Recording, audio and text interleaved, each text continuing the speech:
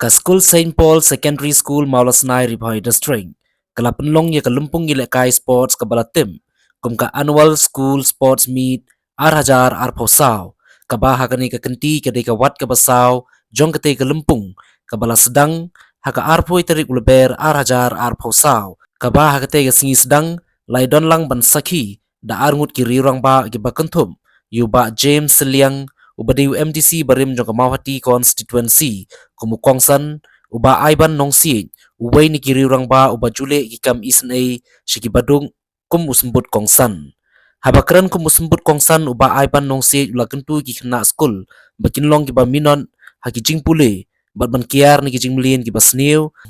ki balaken rei ba hakane kajuk ka ba menta susu la ai mensim ru ki kena school bakin pendon kam hok ikisap ki pong ka ba ki don la ka de ka sap ile kai bat ki wei knang bakin long ki wei ni kilat ai kam ai jam kum kada ka jing burom bat bansa jing kan mau uba ai ban ula ai songo baru shaka school daga momento bat ki wei de kilat jingirap ki balong kum kada ka jing snok tilang bat ki nong penya jong ka school Paul English ane po molas nai asong dap ta jing kan haba ka jing shai haba tham ga koi ni ni kala tebe iki pun samla iban salong keluar kali na kong thanju i magi sa din sura na ka kong thanju i kenmau ba sport balale dei akan khidmat ko mata haba ki bala IT ala di missionary trong balang Katolik kawalan bantai